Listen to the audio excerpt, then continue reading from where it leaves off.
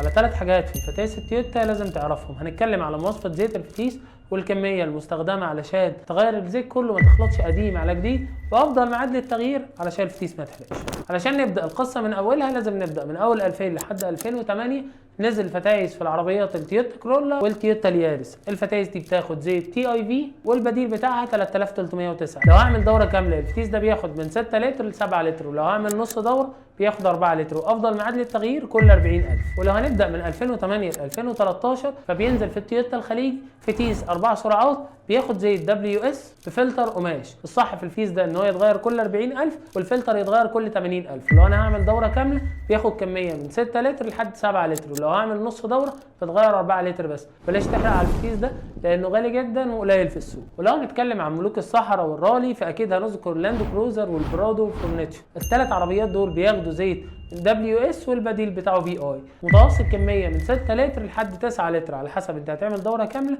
ولا نص دوره. ومعظم الفتايس دي بتنزل بفلاتر بتكون عباره عن مصفى، فلازم تصينها في كل صيانه ليك علشان ما تجمعش رايش تحت والفتيس يتحرق.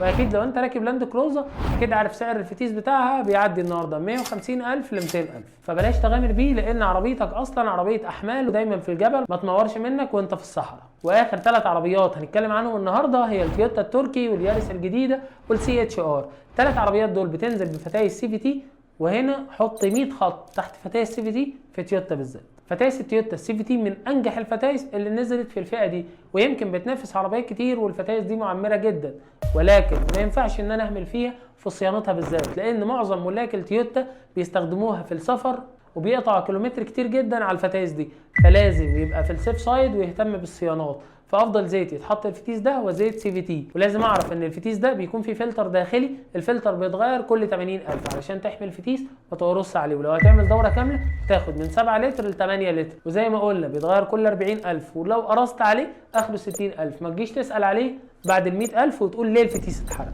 ولو حصل وانت اخرت على الزيت وانت ما تعرفش لازم تسحب عينه زيت وتبدا تجدده واحده واحده تدريجي علشان الفتيس يرجع لحالته الطبيعيه. في النهايه لازم تعرف ان زيت الفتيس من اهم الاجزاء في عربيتك، ولازم تشتري الزيت من مصدر موثوق فيه. وما بيفرقش معانا الوان الزيت، اهم حاجه ان انت تجيب المواصفه الصح للعربيه ويهتم بالصيانات في ميعادها وتغير في مكان مضمون يحافظ لك على حاله الفتيس، ويستخدم الاسلوب الصح في التغيير. لو هيعمل نص دوره يسيب العربيه تبرد، ولو يعمل دوره كامله يستخدم الجهاز المختص للتغيير علشان يقلل لك نسبه الرايش قدر الامكان. وبعد كل الكلام ده يعمل ليرنينج الفتيس عشان تستلم افضل اداء. بس كده يا صديقي، اكتب لنا نوع عربيتك في الكومنتات عشان نتكلم عنها الفيديو الجاي. ما تنساش تصلي على الحبيب. السلام عليكم ورحمه الله وبركاته.